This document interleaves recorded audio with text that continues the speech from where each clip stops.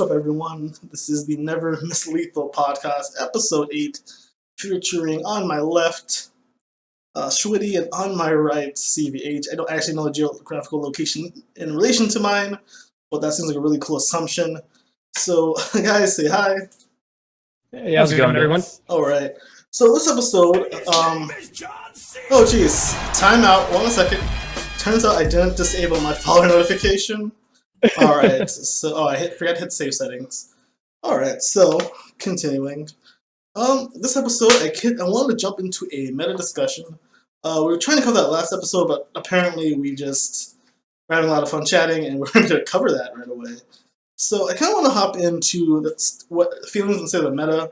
So like usual, I will say mine first. So my thoughts on the current meta. I'm seeing a pretty, I want to say a decent amount of diversity there. Seeing a good amount of aggro, mid-range, and a few control decks here and there.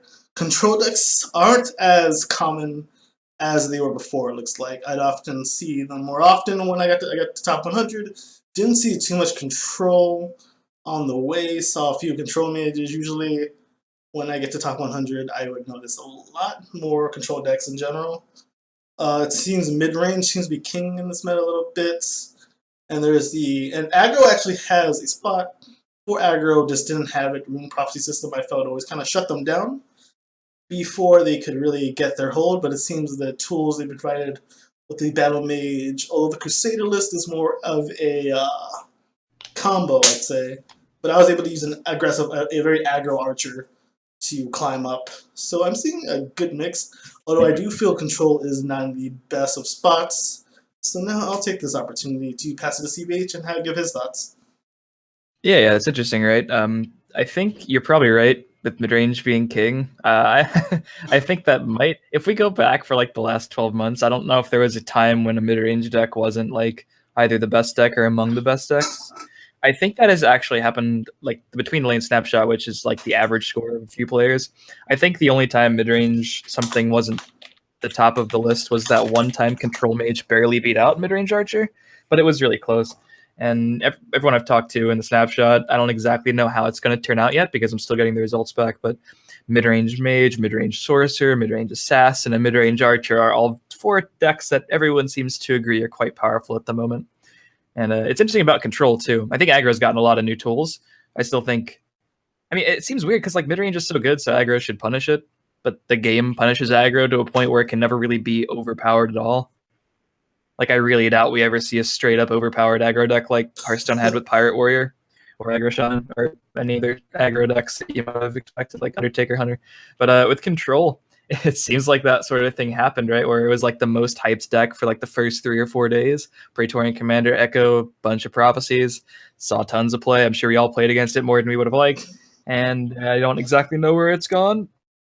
But not too high legend, I guess, because no one's playing it. Well, the mid-range decks do punish the tempo loss from the commander, interesting enough. So if your turn 6 is commander, turn 7 is dead, usually, it seems. So I think that may have had an impact. But Schwiddy, what are your thoughts? Yeah, I mean, it's definitely the same thing. Like mid-range mage and mid-range sorceress are probably, like, in my eyes, one of the 2 best decks. And I think because of, like, I think Thief of Dreams is, like, a big contributor to that. Like, in general, blue decks, I feel like we're missing a good 5-drop in them, and like they just got a really good one. So that I think that just excelled those decks even farther than they already were, and that's like where it's going to be. I wonder if like control decks will make a little bit more of a stomp once, like, not that we're seeing too much of Praetorian Commander anymore, even though we saw it so much earlier, but it is getting nerfed. So I wonder if that will allow like a little bit more control decks come alive out there. Just because like if you did run against one of those Praetorian Commanders decks, sometimes it was a little bit harder because everything was so buffed out of your range. Yeah, I mean, it's because like we always consider the Praetorian Commanders the control decks, but I always kind of like, I'm just going to reference the Blackfall list because he made like the control mage without Praetorian Commanders.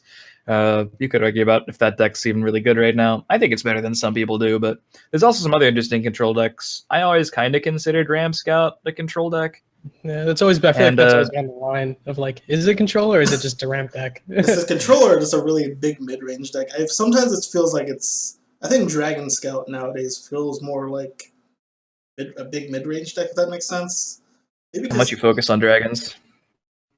Because like some of the Yeah, it depends on how much you focus on the dragons, because some of them play like sheer point dragons, and at that point you're kind of mid-rangey. But if you're playing like really defensive giant snakes and dark guardians and stuff, you're probably still more aggressive than other control decks, though. But I think that's good, and I also saw some Crusader control recently, and I think that's another cool deck. Yes, I think there's a lot of options. Aine's in top 10 with his Control Crusader list, which is, I think, fantastic. Showing that archetype could potentially have something going for it. That's definitely Unstoppable Rage. Oh, that card. It's coming back around. There's actually a Reddit thread about that earlier today, I think. Some random guy was like, I'm going to quit because Unstoppable Range. It's like, see you around, man. Take care. No offense to that guy. The card wouldn't be complete without someone raging about it, so. Yeah, it's... I mean, I understand not like the big swing effect, but it's just the last thing on my mind, I think. Although I will say this, I do enjoy the fact there's a watch list for cards now. So they never really said nerf. I guess we can kind of segue to, since we talked about Commander, into that bit of announcement. They never really said nerf. They said Commander, Echo, Belligerent Giants, and I gotta find it. Here we go. I will. And Bringer of Nightmares were on the list. Last stream, we did talk about how those cards were controversial, well, not giant. So I just want to really talk about the watch list. Get you guys' thoughts on that. Personally, I am okay with all these cards, but I was a little shocked by Giant. I know a lot of people, I've heard Turquoise Link mention a couple times that he saw Giant was one of the best cards in the game, if not the best. And personally, I was okay with it being so good, maybe because it was in red. Since red isn't really, what would I say, the worst kind of deck to deal with, I would like colors. I mean, if it was blue, I'd like nerf it to the ground, but I always thought Belligerent Giant was really strong, but an okay kind of strong. So I'll pass this one off to Schwiddy. What are your thoughts on that?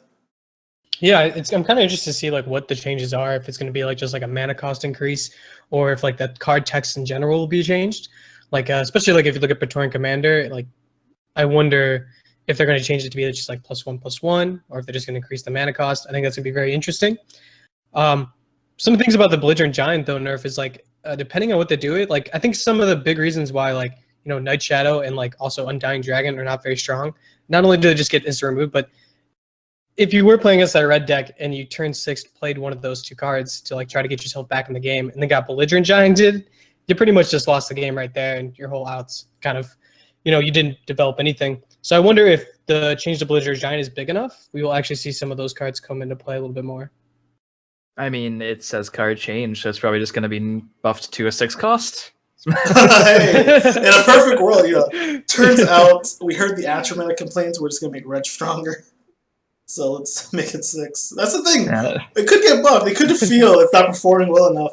We think it'd be better at 7 as a 7/5, personally.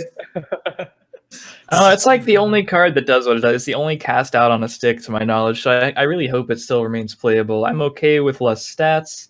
I'm okay. I kind of talked about it, but I mentioned that I don't think I'd love a mana cost increase, a magic cost increase, but I think it'd probably be okay. I think the card would still be good. They might go the Manticore route though, and I don't know, that could really hurt the card because it only has 4 health. So if you're playing for tempo, chances are a lot of giants, you play them in the shadow lane, you bounce your opponent's big thing in the field lane, and then your giant just hits them for 7 next turn. But if it's in the field lane, it's unlikely. If they have like 2 things in the field lane, that happens a lot, and it would make giant a lot worse if you had to play it in the same lane as whatever you're bouncing.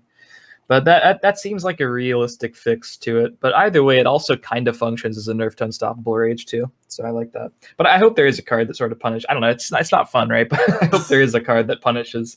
There has to be something that punishes play, dude. It's huge and it sticks. Yeah, maybe just like something should be good against that. Maybe it's 7 attack that is like too powerful in the eyes of that. So maybe it is just nerfed down to like 6/4 or something along those lines. Yeah, possibly. I mean, geez, I thought Belligerent Giant was a very strong but yet fantastic card. That really a high-powered card done right. It always felt to me like, yeah, it sucks losing it, and it does kill my Night Shadows, which I cut them on my list. One of the reasons I did that.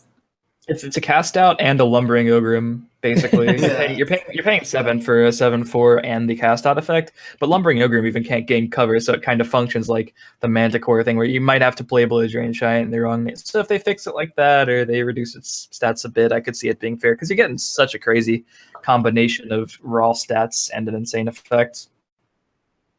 Well, A long time ago, but they've nerfed a lot of cards since then. to be fair, cast out is 3 mana. Lumbering Ogrim is 4 mana. You add them up, you get 7. They're throwing a little breakthrough. Yeah, no one cares about It's icing on the tip. Yeah. It's an epic card. Also, it kills supports. It kills supports. I wonder. If they took. I hope they don't take the support move. That'd be far too much of a nerf. I don't think they can. There's still not enough support removal in the game to like cut down on support removal, I feel. Absolutely not. Yeah, I don't even think that's the problem of the card. it's not. I just thought about that. Like, please don't do that. For the love of God, don't. I'm just. So one card I did want to think. I was shocked.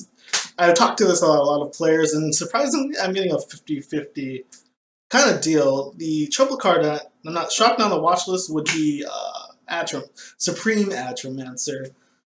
She is the cream of the crop of blue cards, I'd say.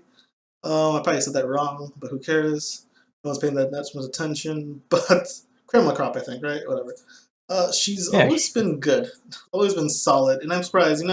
If you get 13-9 worth of stats and a lightning bolt to split amongst 3 creatures, 2 of them having a keyword breakthrough, and a lightning bolt to your opponent's face for a nice handy dandy 9 mana package. I feel that is a pretty amazing card, and you can have 3 of them, And I think that card just offers a lot, and I was just surprised that Giant made the list, not Atro. And I'm a little more surprised. In fact, the Blackfall thought it was okay. Link, I think, thought it was okay. Dazer and Boom's Life both disagree. So I'm going to hand this off to now CVH. Your thoughts on the Supreme Atromancer? Wait, hold on. Who thought it was okay? I need to decide whose camp I should be in. Whose camp? Yeah, I'm glad you're going first. Whose camp? Yeah, we got to decide which team we want to join. I mean, everyone kind of knows what I think about it. I've always been okay with the Atromancer, but I mean, it's just, I don't know, if you make it unique, it's just so unreliable. Unique legendaries are probably, they're necessary, but God, are they annoying? Because you can't really play around them ever. Like, everyone always says, this game's great because you can play around so many things. You can't play around a unique legendary. You can, like, put yourself in a position to where Red Brahmin doesn't completely destroy you, but more often than not, you're just going to, like, make the optimal play, and you're just going to hope they don't have it, because there's never going to be a time when you want them. Like, they're just so powerful. So you make Atromancer a one-of, and it just feels that much worse when they draw it. And I don't know, like, I don't even think it's that powerful to be, like, a one-of. Like, it sounds so inconsistent. They could, like, nerf its ping damage a bit. I think it would still be fine, but I don't know, like, back in the day we were discussing it, and Link was like, if they nerf Supreme Atromancer, what beats Control Spell Sword? Now, bear in mind, this was back when that deck was okay. But nowadays, if they nerf Atromancer, what beats Ram Scout? Like, there has to be some sort of punish for that kind of thing, where you're playing a deck that doesn't take over the field lane well, and it doesn't have any mass removal, and it just happens to go to turn 10 a bunch. Like, there should be at least a card that's good against that, right? Like, because you're doing a whole lot of, just optimistic playing right there. Like, I don't need the field lane, I don't need mass kill, and I can just go as late as I want. Something should probably be good against that kind of deck, and Atromancer is like the main card that's that good. I do concur with that statement. Something needs to punish the very late game greedy decks. Something needs to say something out there. Yeah, that's like the argument I hear, and I often find myself agreeing with that. The fact that it can. I hate unique legendaries. This is a side note. Jeez, today on stream I actually had a game against a Ram Scouts who got a discounted Odiving. Then the following game was a Ram Scout who got a discounted Odiving. Yeah, very hard to play around that. Yeah, you're just not going to ever. It's like, I should have played around the 11 mana Odiving, then the following should have played around the 10 mana Odiving, punished. But I don't want like the unique suggestion. I just wanted, I don't know, maybe if the mid-range decks couldn't play it, I'd be okay. So maybe a mana cost increase, or reducing the ping damage actually would be a pretty big effect, or make a new type of, what do you call it? Atronach. That's maybe Pyro Atronach, I don't know, weaker creature.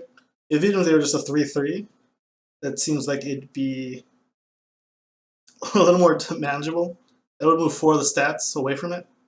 Here's the thing too, like it is really expensive already for mid-range. The reason these mid-range decks can consistently play 3 9-cost cards is because like aggro is just not good enough to really respect. Like I don't know, if I play a mid-range deck, I expect at least 90% of my opponents to be either mid-range decks or control decks or ramp decks. And against the other mid-range decks, we're spending the first half of the game fighting for the board. One of us is gonna play our giant 9-drop and swing it. Against the control decks, obviously I'm probably gonna get to 9 Magicka and it's gonna be great. And there's just not enough aggro to punish you for just dedicating that many slots to it.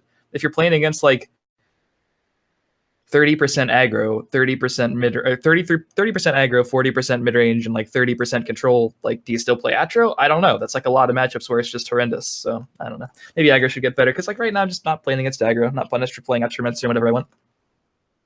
Very solid point. Schwiddy, your thoughts? Not really investing too much to play it since like it's your only 9-drop, right? But I really had too much of an issue with Atromancer. I understand like a big thing is that like basically you're always going to not get like 2-for-1 to 3-for-1 when an Atromancer comes down, outside of like 2 cards, Ice Storm and Odoving in your hand. But I kind of like the power of it, and I think that a lot of times it even just comes down to being just 4 damage for 9 mana, sometimes 6. So it's never really affected me that much and really gotten me angry. But I think that it belongs in the game somewhere, like a nice legendary drop like this that like takes over the board needs to exist to just put things in line. Yeah, like imagine if you made it unique and your opponent goes like that one of Emmerich into ring that one of Encano into that one of Atromancer. It's like, oh Jesus, just stop, man. Stop it. The variance is too strong. And that would feel horrendous. That's definitely an interesting look. And let's see. Yeah, I think Atromancer. It definitely has its spot in the current game for sure. As a punishing, but is it too punishing? Was ultimately my question.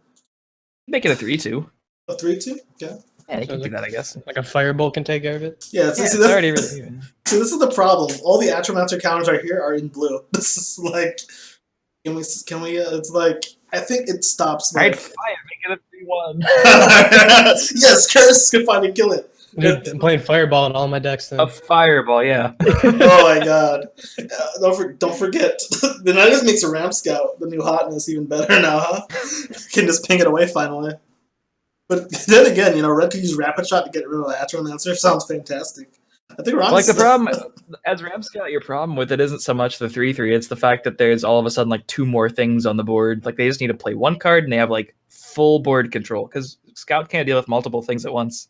But it's like the only playable class that really can't. Used to be red, but now red has rage, so it kind of has an answer. But I'd be fine with it being a 3/2. I'd be fine with it being a 2/2. I don't really think that affects the power level too much. But if they're going to nerf it, that's probably how I would do it. Just make it still good. Yeah, a bit donation. Thank you. All right, let's continue. All right. I see what it doesn't. Okay, so I think the verdict is it needs to exist to punish those late game decks. I think it's good for punishing Scout as it should have. It does its job great. Unfortunately, my control spell sword builds cannot handle this at the moment. Maybe I should just focus on tier 1 decks. But alright.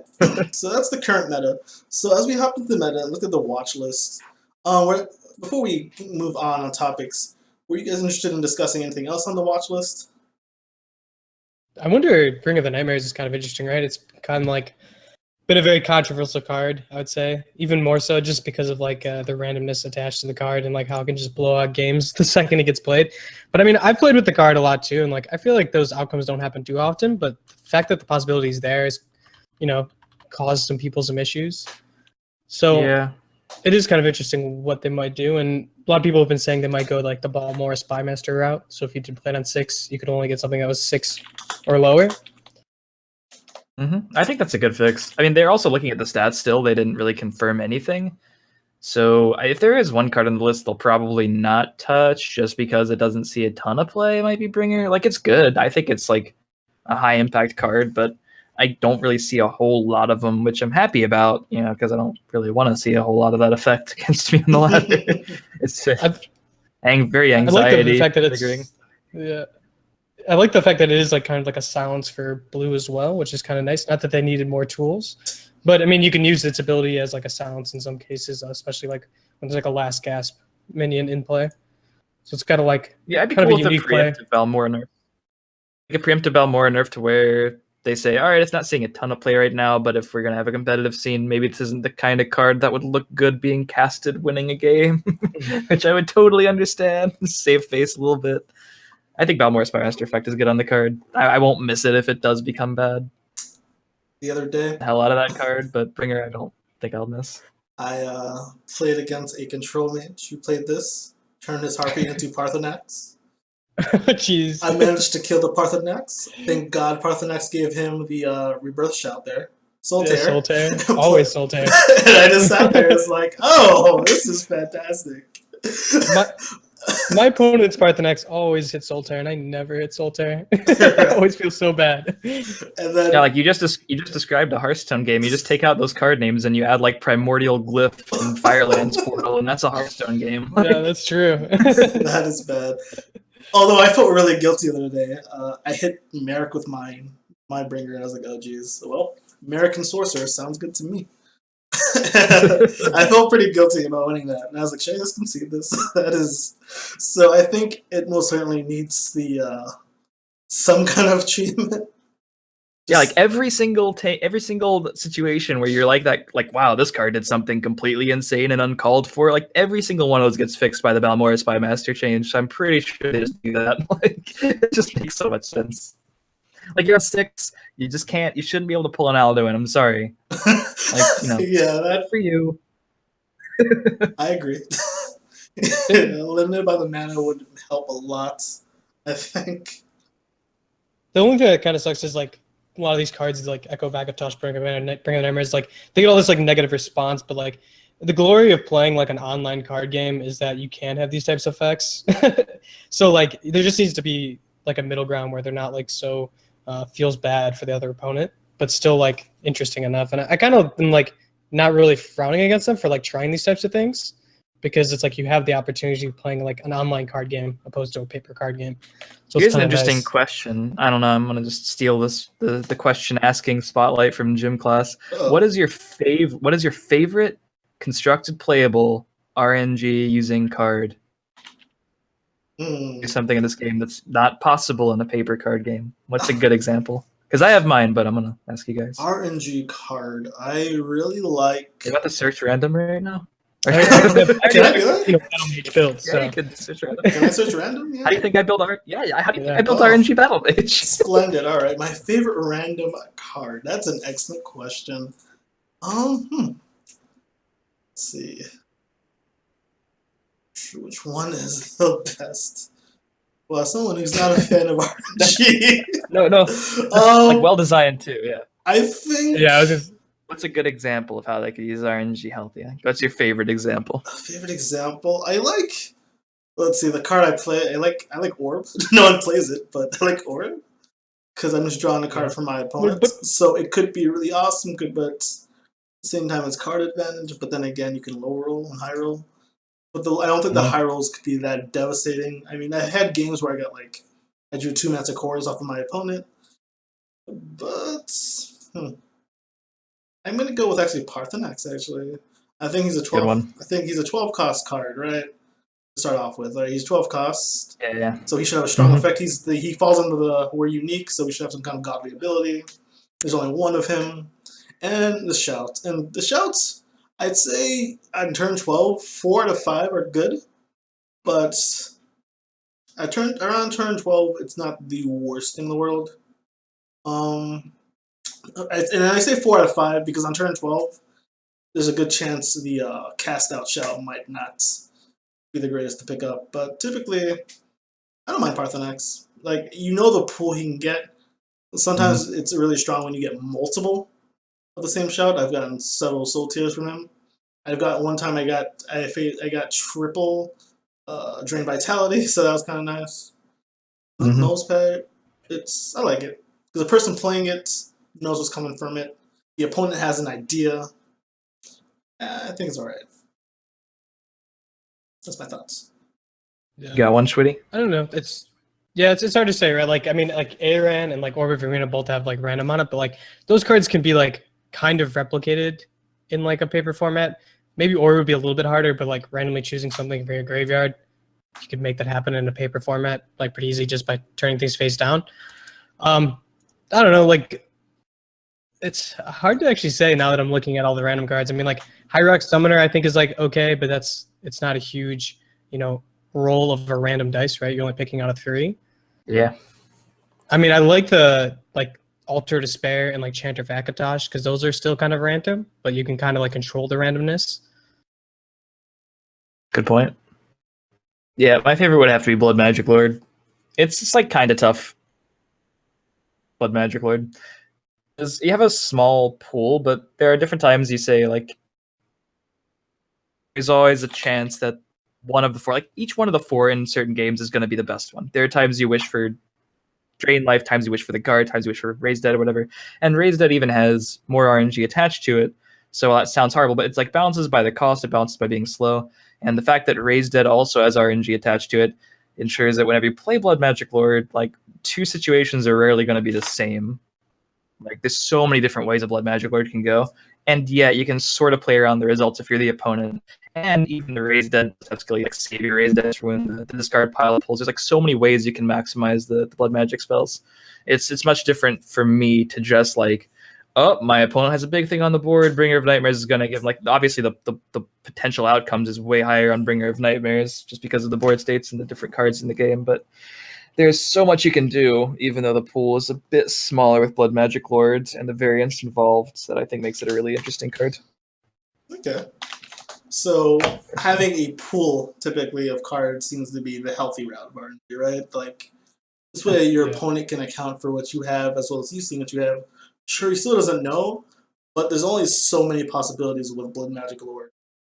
And you can kind of think about that, you can see what your opponent plays and what he does. And sometimes you can kind of get a solid guess of which one he grabbed.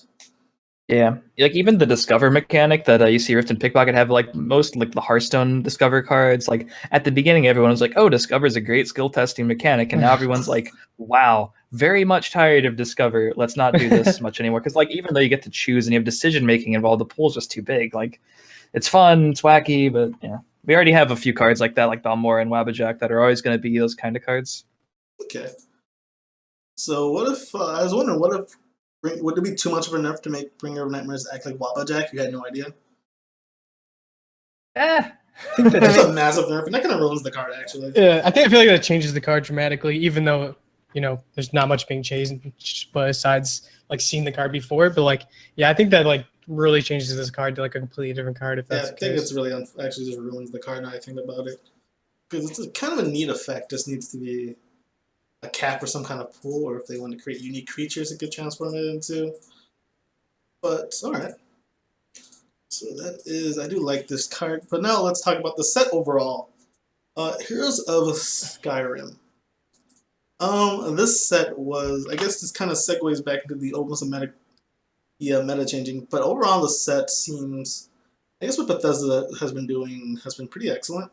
My favorite thing from this set was the release of I don't want to say starter decks. I guess pre-made decks, and the sheer fact they're only 500 gold. I thought that was just a really strong push in the right direction. I felt that that offsets people's worries about a new set coming out so soon after the official release date. Especially if you're a new player, you get a free one off the jump, as well as plus get the cards from the campaign from a decent amount of gold. So I feel for someone who wants to either go free to play or test the waters, as I someone who typically plays free to play until I come to the conclusion I like a game, then I feel more comfortable spending money on it. So I like to see how that goes. So I think that was excellent. I think everything all around, seeing what I'm seeing now from Heroes of Skyrim, we talk about Twitch drops in the past podcast there, but the drops kind of went along with Skyrim, hand in hand with big E3 announcement, all that jazz. A lot of life in the game, and I think all around, Heroes of Skyrim has been a positive. I mean, the watch list cards I mean, I don't even see Akatosh or Commander nearly as much. Even Nightmare, I don't see too often. So I think all around this was a pretty amazing expansion. So I'll pass this off. I forgot who I passed it off to last time, so I'm just gonna go Schwiddy. All right. Yeah, I don't know. I love the expansion. I like a lot of the new things they've introduced. Like I like the Dark Rebirth, illusionist cards, like the flicker cards that they've released. That's like a lot of fun to play with.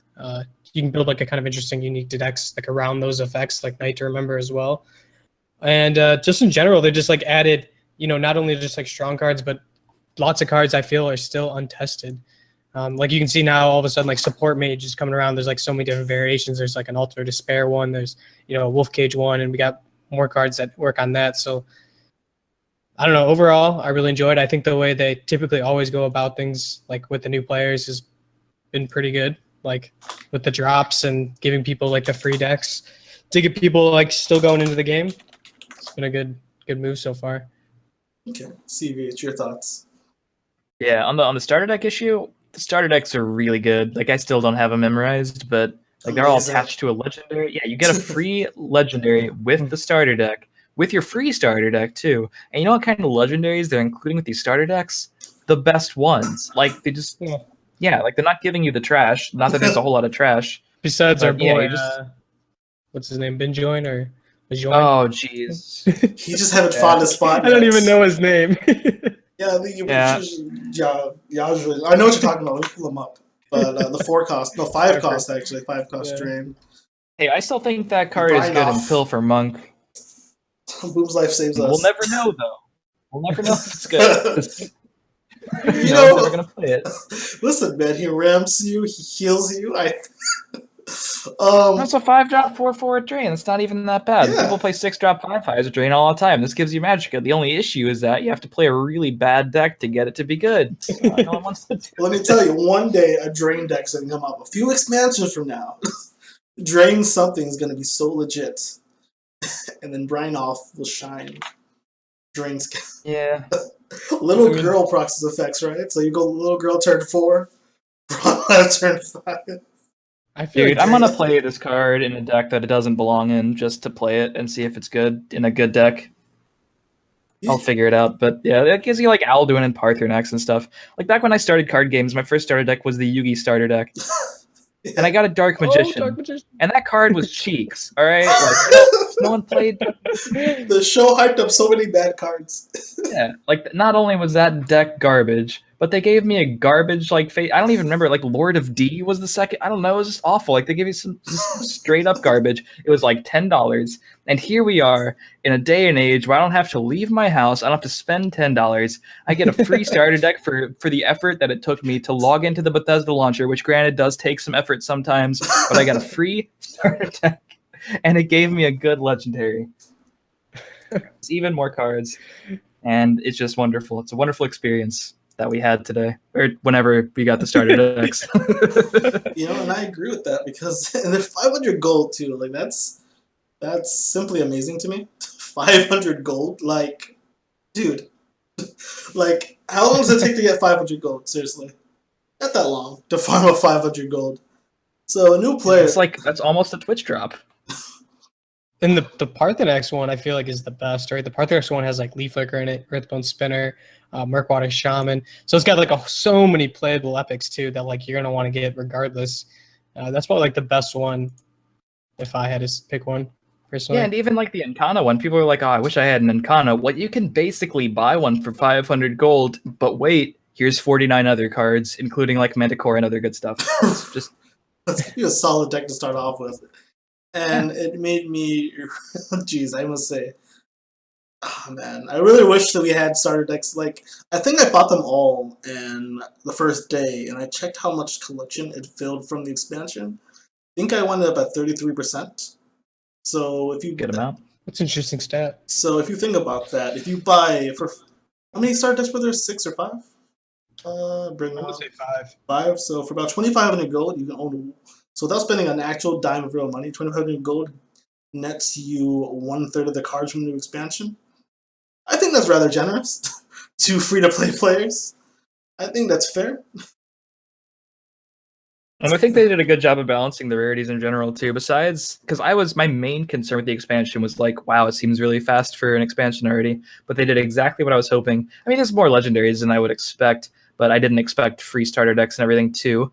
Like the better ones do appear to be unique on average. They are taking a look at some that might be problematic, but it doesn't feel like you really need to get your hands on any of these legendaries to be competitive. So if you're just getting into the game, you can still focus on the core set. And the epics are really toned down too. There's like very few epics per color, which is going to make making a tier list for them very easy. And like this might sound like a bad thing, but a lot of them just aren't very good. The epics, there's only a couple that you really need. And the main complaint with everyone in the course, I was like, there's too many good epics. So they just made like not as many epics and not as many good ones. And I think that's totally fine. Like the really defining cards that we've seen so far, like the Soul Tears and the Sheer Point Dragons and the Circle Initiates, they're all commons and rares. It's just wonderful. Yeah, true. Oh yeah, Sheerpoint Dragon is only a rare. So I mean, Yep. I think this one really knocked out of the Very- park. I'm just glad to see. And I guess so. Let me ask you guys this: what's your favorite new, maybe not necessarily new, but either new or improved upon mechanic? So or interaction, I should say. And CVH. I'm on the spot. I like werewolves. I think they're really cool. I think it's like Little Girl, but done right. And they're not like amazing right now, I don't think, but they're like pretty good. They're definitely playable, and I think they could get a lot better in the future. Okay, Schwiddy. I'm all about the flicker cards, like Dark Rebirth, Illusionist. Those are my favorite things. Just to be able to like resummon on something on the board and like just spamming its ability is for some reason really exciting to me. I agree. I mean, gee, I was seeing some scout lists. Actually, the tournament I cast on Monday, somebody effectively using what's that? Night to Remember. Night to Remember. Oh Yeah. man, seeing Night to Remember used on a Red Brahmin was pretty insane. But I think the That's my blink thing. effects. Mhm. My favorite, I think, was the graveyard interactions they added. Generally, I guess Soul Tier being the main one. I just like the fact that, and then and the Undying Dragon. I just like this identity of kind of a reanimator effect. So it sounds like it could be a lot of fun. Oh, Skeletal Dragon? Yeah. Yeah. Okay, his Undying Dragon is actually the Oh! other one. That's kind of weird. Oh, Yeah. did I say that? Oh, I said Undying. Oh, my bad. Skeletal Dragon. I thought we were just rolling with it, so I just kidding. No, correct me. It sounds Yeah. So Skeletal Dragon. Yeah, I do enjoy a bit of a kind of Skeletal Dragon. So hopefully, as they add more discard synergies and more graveyard synergies, I can kind of make a Lightsworn deck. If anybody's familiar with that archetype, it's slowly building there, and I'm just clapping my hands. But yeah, I just love that kind of interaction. I know tossing a card and possibly summoning it free turn, and that may be too strong mechanic, so a limitation on that, or depending on what kind of card you have. But I do rather really just enjoy that interaction, and as well as the shout cards. I will say this: when they first introduced the shouts, I wasn't a fan. I was just kind of like, well, I'm really trusting in card draw variants, right? So if because the first level is typically not so great. Like the red, I just said the wrong one. The red shout, for instance, is just a weaker cast out. Doesn't have prophecy, can't target every creature. So I'm hoping to hit the second one, right? So I can get a still lesser cast out. But the third one becomes insane. And I found not on all the shows. Okay, I'm sorry. Alright, yeah, and then the Drain Vitality is pretty solid. Even at level 1, mostly because SharePoint exists. Soul Tier seems to be good at all 3 levels. Yeah, I sometimes forget that one has a level 2 and level 3. I forget anything extra. Sometimes I wonder if you could just toss Soul Tier as a 1-of. I mean, you probably want all 3 because it's by far. You could totally do it. But you have 50 card deck, so yeah. It's good enough on its level 1. Yeah, Soul Tier. Because that's legitimately a card that you see on other games, like 2 cost revive dude from your discard to your hand. Like that exists in other card games, and it's good. It's just a good effect. Soul Tier is. I mean, yeah. Soul Tier basically reads you're playing like 2 of any unique you want. Yeah, because you're limited by those cards too, so you can like actually reuse Red Brahmin without playing a bad card to do so. That's just what you had to do before. Red Brahmin without worries. So that's, I think, Solitaire by far. When it comes to shouts, I think Solitaire is just a far, because the other Yeah. ones, level ones. Oh, I guess Call of Valor isn't the worst thing. A 3-mana 3/3, but Fire Breath is horrible with this like a weak Fireball. Yeah, I would say that Solitaire ends up being solid. CVH asked if we think we'll see more shouts in the future. And are there more shouts, or I don't know how they work in the games? Well, the thing is with like Skyrim, especially, like that's where the shout mechanic came through, is like in the Skyrim game, and that's where we're at here. So if they went and ventured off into another land, I don't believe, someone might be able to correct me, but I don't think shouts are really like in the game. Okay. So I'm not sure how that would work that in, unless they like did like a mini expansion like Madhouse Collection or something like that was still like Skyrim related. It would also make it weird to balance cards like, well, literally just Parthenax at that point, but if they introduce like a bunch more. Well, interestingly enough, they could introduce more shouts with another mini expansion, Dark Brotherhood style. On accounting, not every there's a lot of Skyrim material still left over. Like on top of my head, one unique legendary they don't have is Selene, the vampire. That's the character, and I think that there's still room for shouts. They can still there's a lot of Skyrim. There's a lot to do. So off the top of my head, I think they could, if they wanted to add more shouts, if they go for one for each color, it would be interesting. Someone who played through the Skyrim game a good amount of times, I would say that there's some potential there. But I'm not sure. I mean, as long as they make them unique and fresh, yeah, that'd be interesting to see. Speaking of Skyrim, I'm not familiar, but I'm not sure how familiar you guys are with Skyrim. How would we gauge that? Is it hush? I put a lot of hours into Skyrim. All right. About 45 minutes into Skyrim. Right. So maybe I make my next question something a little different. How do you guys feel about the shout interaction?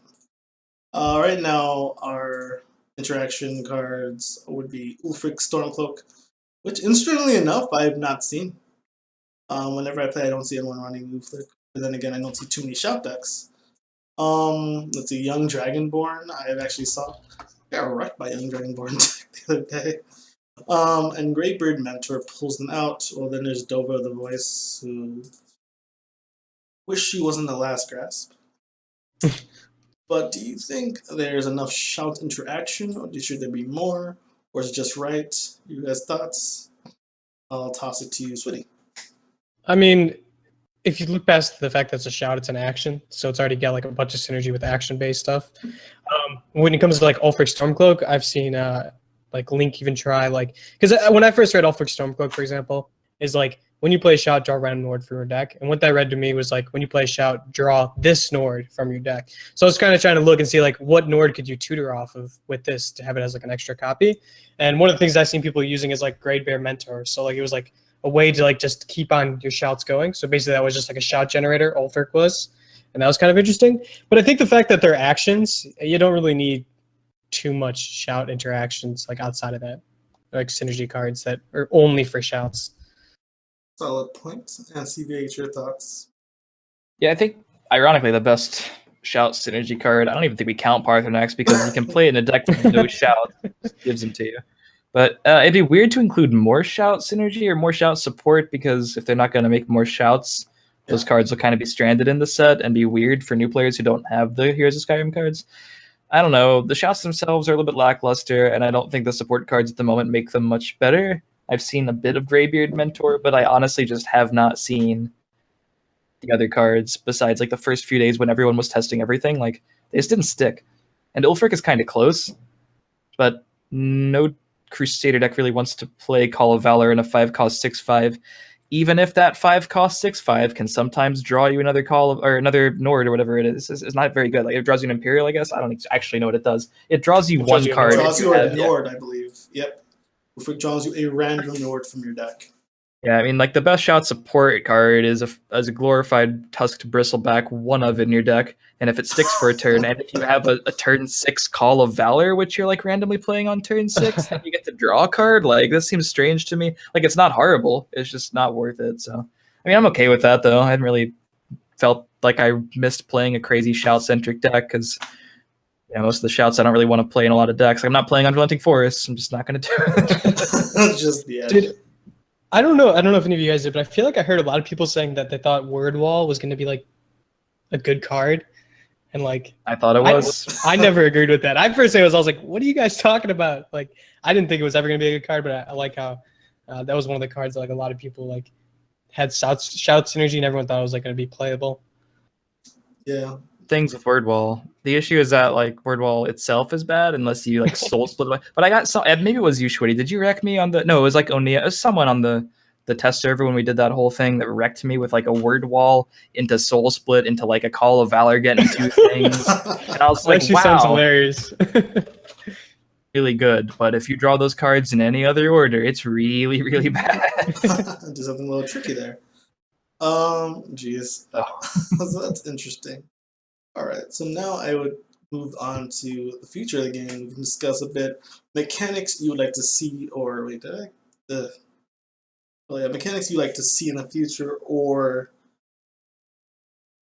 how do I put this? Improved upon. Personally, the first question I asked is mechanics you'd like to see, new ones. What would you like to see? Okay, funny enough, much as I don't like Commander, I do like the concept of interacting with one's hand or deck. One other game, so I play a lot of online card games. One I play is Hex, in terms of TCG. One thing I like Hex has is cards similar to both the allies and the draw lies. The cards that draw you for having a certain color, not a color on the ground, or if the top deck of your. And for the allies, if the top deck of your card matches their color, it will get an improved effect. And the blue ally cunning is typically just always miss when you need her. It's her side effect there. But I would say I'd like to see something that maybe, hey, if you have a 70 card deck, this moves up a spot in your deck or something. Pretty strong Oh, card. God. Okay, I know. Wait, trust me. Trust me here. But things like that, like if you have X amount of Nords in your deck, this does that. Maybe nothing too insane. Something that makes you maybe further support for the monocolored decks if you wanted to go that routes. But I also kind of want the racial synergies, the tribal synergies there, except for Oryx, they have enough. But for everything, for everything else, I'd like to see personally see that touched upon and improved. But I like Red's identity of the lockdown kind of mechanics, raising spell costs, stopping you from summoning, being this kind of thing.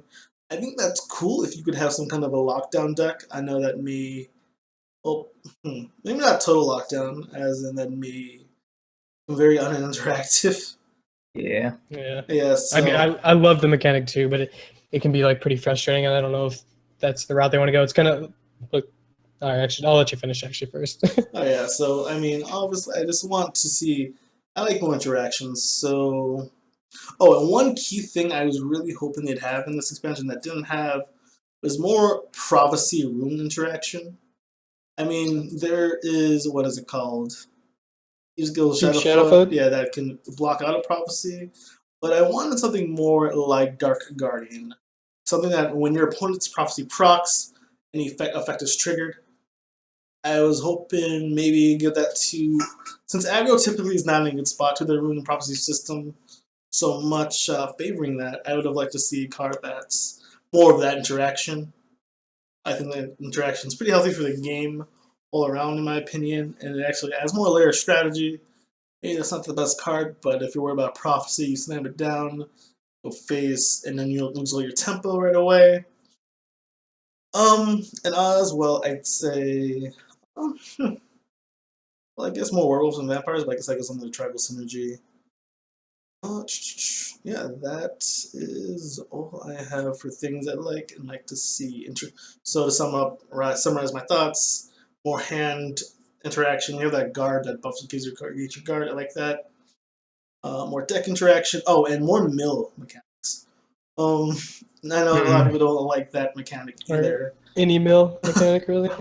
Yeah. So yeah. So I'm gonna. Let's see. Hold on. Gym Class is advocating cards that benefit a 70 card deck, and he also wants mill. I want to know what he's got planned. What me? Nah, man. Nothing planned.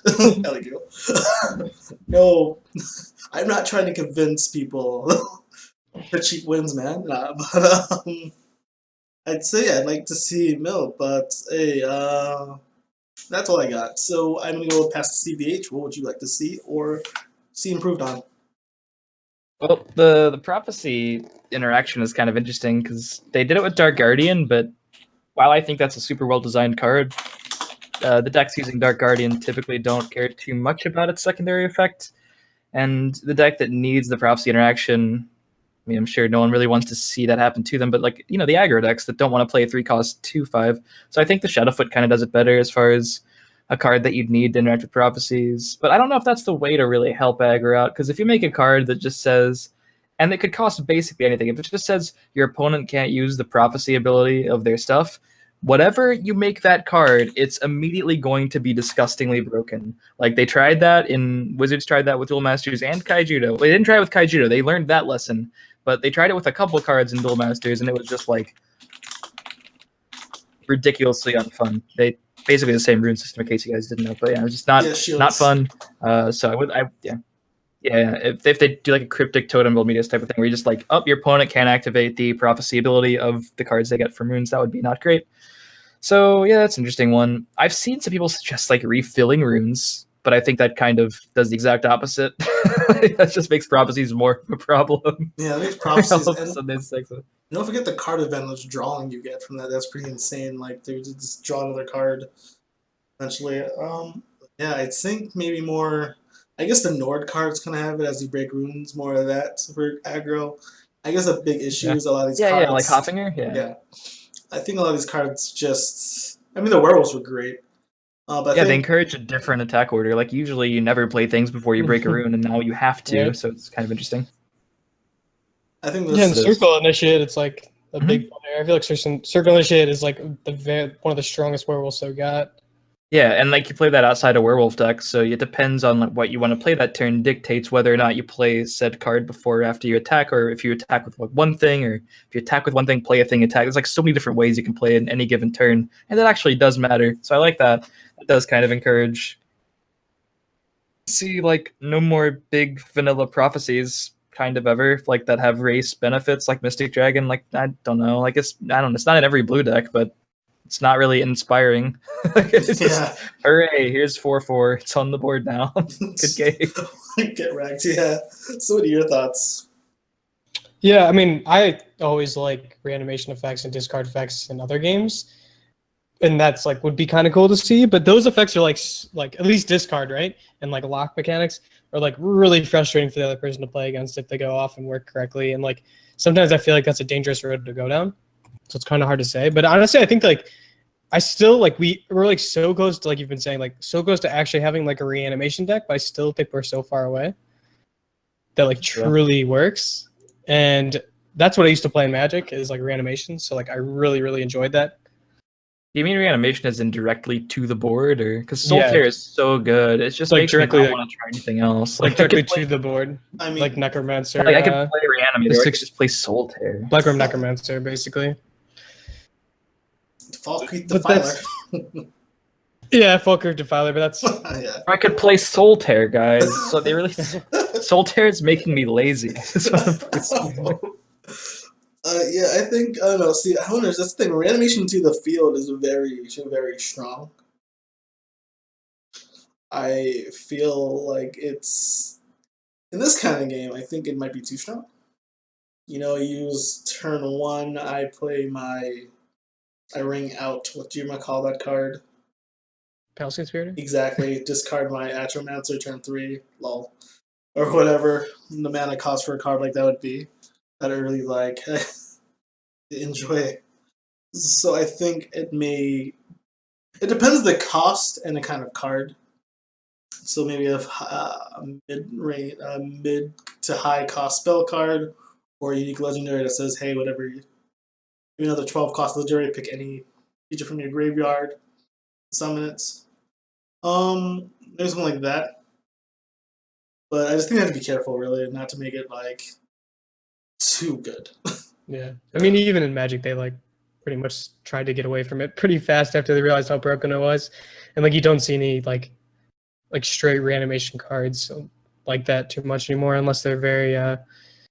There's a lot of like, you can't get this exact word, but it's not going to be. There used to be cards that was just like 2 mana play card from your graveyard onto the board, and like those cards don't really get printed anymore for probably that exact reason.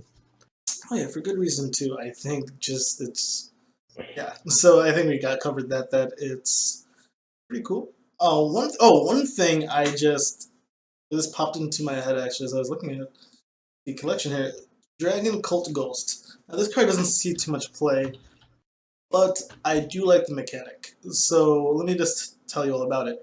1 mana, 1/1 Dragon Cult Ghost, blah blah blah. Spend all your available mana to play Dragon Cult Ghost. Its power and health are equal to the mana spent. If you silence this card, it will keep its stats.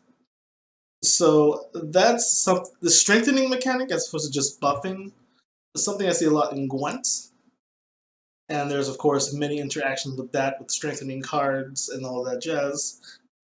This is something I'd like to see further in this game as well. I'm not sure which tribe that would necessarily go into, if you wanted to make it a tribal thing, or a mechanic of generally strengthening cards.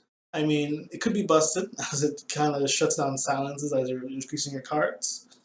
Perhaps making a slower deck some kind of cost. But I thought that was cool once I figured out that interaction.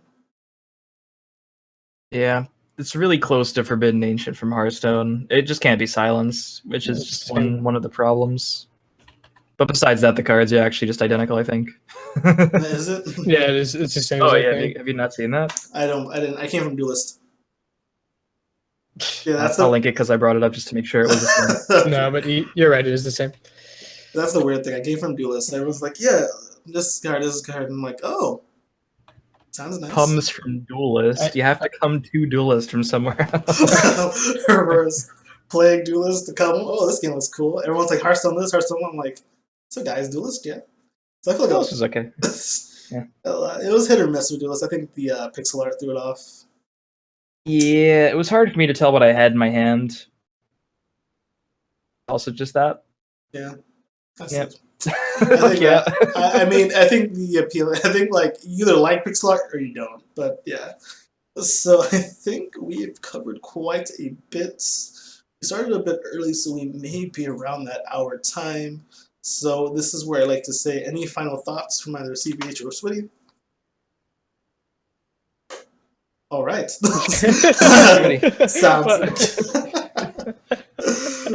Sounds good to me. Wait, I'm sorry, you're saying? No, I got nothing. All right. I was hoping you'd have something, Schwiddy. I don't know. I mean, when is that? What do you guys think the next gauntlet will be? And like, what do you think it will be? Do you think we'll actually get like a more tournament-oriented gauntlet, or do you think the last gauntlet like we saw was like as close as it's going to get with the leaderboard? I don't know. I bet we see one, maybe not next weekend, but like probably next 2 weekends. And I bet it's like similar to the one we had. I think I would love to see them tied into a competitive scene, but if we're not going to know about all of that tournament stuff until after phone release, and phone release probably won't happen until closer to the end of the month, the next gauntlet will probably just be like, exactly know how, but probably not exactly the pinnacle gauntlet experience quite yet. But maybe we'll see it. I think it should be like a really important tie-in to the competitive scene in the future. But I don't know if that'll happen in the next gauntlet. But I think we might see one again soon. I have no inside information whatsoever. I'm just throwing that out there. Didn't Chaos Arena happen early this month? Yeah, I think they're trying to do it once a month too, the gauntlet and Chaos Arena. Yeah, I feel like Chaos Arena usually happens at like one of the last 2 weekends. So I think you're right. I just want to see for gauntlet mode next time if they do another one in the next couple weeks. Interesting. So I think in one podcast I did speak with some gentlemen about tournament formats.